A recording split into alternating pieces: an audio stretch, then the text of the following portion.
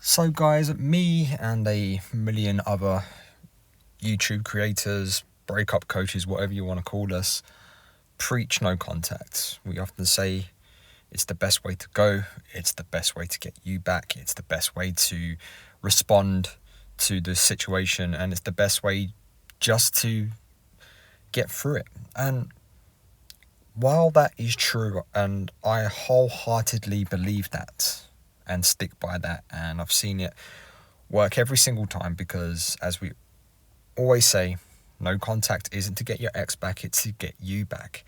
But there is a dark side to no contact, and that it's fucking hard. It is one of the hardest things you'll ever do, and you may be sitting there right now while you're listening to this and while you're searching YouTube for answers. Is it worth it? And that's what I will be discussing today. Welcome back to the Love Fix, guys. As always, it's Nick, doing my best to get you through your breakups as healthily as possible. And if today's video is not enough to help you, you can reach out to me at thelovefix20@gmail.com and arrange a one-to-one voice coaching session, and I'll do my best to find some answers for you. Guys, just to make you aware that I will be tapering down for Christmas now. I won't be doing so many coaching sessions, so if you do want to get it in before Christmas, I've got limited slots available for the next 2 weeks. Without further ado, let's get into it. So while you might be right now asking yourself, can I do this? It hurts so much to be away from them, and it hurts that they've rejected me. It hurts that I've said, I hear you, I appreciate your decision, and if you change your mind, you let me know. And they haven't let you know. You're sitting there day after day wondering if they're going to reach out.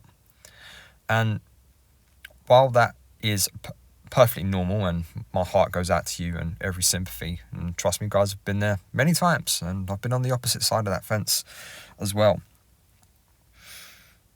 I want you to right now to choose the breakup as if it was your decision to make the breakup.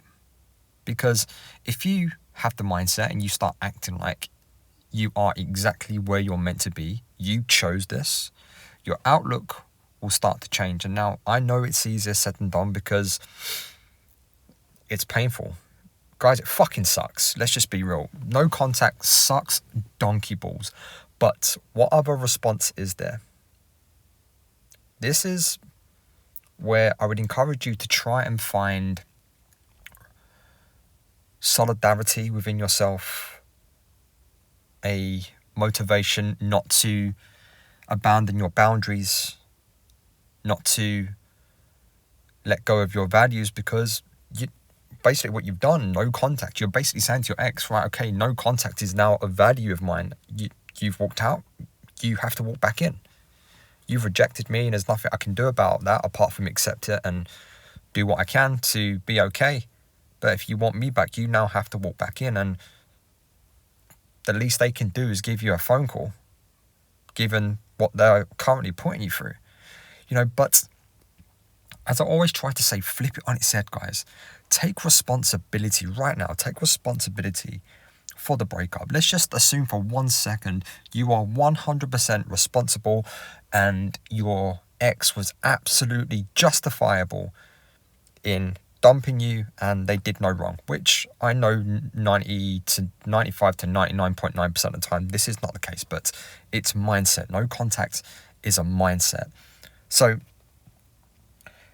with that said, if you take responsibility, your outlook, your values, and your life will change. So I've said this a few times now to people over the phone. I'm not sure if I've already mentioned it in a previous video, but what if I was to hold a gun to your head right now and say, you better do everything you can to level up, to get your ex back in 6 months, otherwise I'm going to shoot you.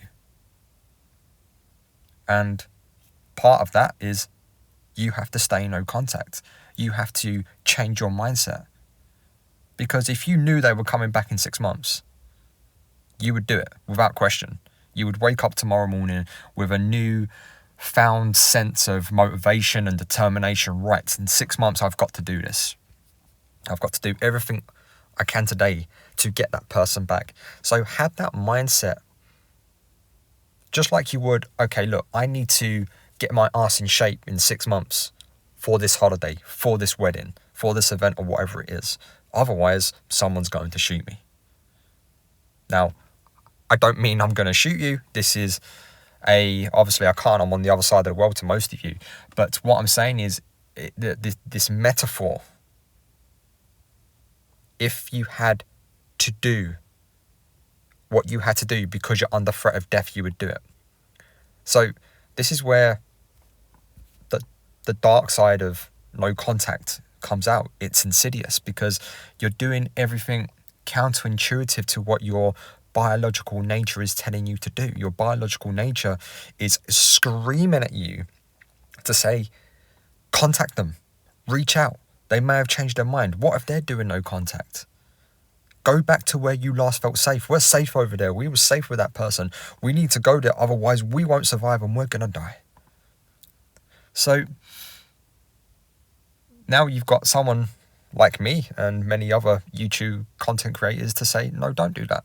Ignore every base natural instinct because it's the only thing you can do. So you might be sitting there thinking right now, I can't do it. And okay, you may fail, you may fall down. And that's okay. Own it. Own your failure because you will learn from it. And if you do reach out to your ex, which I don't recommend, and they reject you again, hopefully you will learn from the second time being rejected that is so goddamn painful that you won't do it again. Just like a child touching the iron for the first time and it scalds them. And maybe, after they've been to the hospital and they've been treated, they have a little bit of fade and effect bias. They don't really remember the pain as bad as they thought it was, and they touch it again. And then the second time, right, okay, I'm never going to do that again because it's not worth it. It's not worth contacting them. So you've got to ask yourself the question, what is worth it to you? Is it worth risking getting rejected again? Maybe within the space of a couple of weeks or even a couple of months? Or is it worth taking the horrible pain that you've got now? So in a month's time, 3 months, 6 months, you feel 10 times better. So it's all about taking control. And all you can control is you. And if you are about to break no contact, maybe that's what you need to do right now. Maybe you need to go and learn that lesson again. I can't stop you. I would encourage you not to. And I'm here to say, I hear you. I know how hard it is. I know how painful it is. And I know how strong the urge is to reach out to that person you loved more than anything. And to reach out to that person that made you feel safe, that you trusted, that you would do anything for. But think about the alternative. Think about the repercussions, the hangover. Let's call it a no contact hangover. Breaking that is going to cause severe side effects in the morning. So if you've got your phone in your hand right now and you've got a text message written out or you're about to press the call button, I just want you to take a few deep breaths and just think about where you want to be tomorrow. Do you want to be even deeper into your anxiety spiral? Or do you want to be one step closer to getting out the other side? So to answer the question, is it worth it? It's better than the alternative. And always remember, no contact is a set of rules. It can be a philosophy to live by, a mantra. It's a boundary, it's a value. It's whatever you want to call it. But that's what it is to me. It's a voice in the dark. It's a waypoint. It's a compass to say, hey, look, if you keep heading in that direction, you'll find salvation. You'll get to the end. You'll get out the other side. And when you get through this wilderness of emptiness and no contact, you're going to find civilization. You'll find people even better than your ex. So, come down from the ledge, guys. Choose the breakup. Agree to it. And if you act like you chose this, if you act like this was your idea and this was your decision, just think about how your mindset will change. And maybe tomorrow you'll wake up with the mindset of, this was my idea. I want to be here.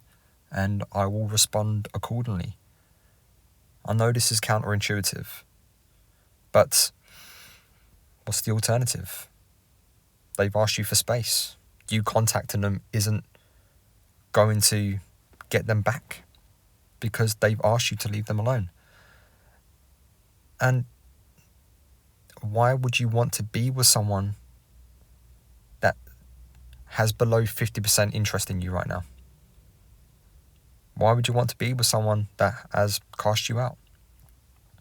So, throw them back in. If you don't want me, okay. That sucks. But I can't do anything about that, and I respect your decision. But here are the consequences of your decision. You do not have any more access to me. And if you change your mind, you give me a call, you send me a text, you own your shit, I own my shit. Let's meet in the middle and see if we can dance. And that's all I've got for you today, guys. Keep your chin up. You've got this. You will be okay, I promise you. Keep working on yourselves and do what you need to do to be okay. And if you need me, I'm here. I'll see you on the other side.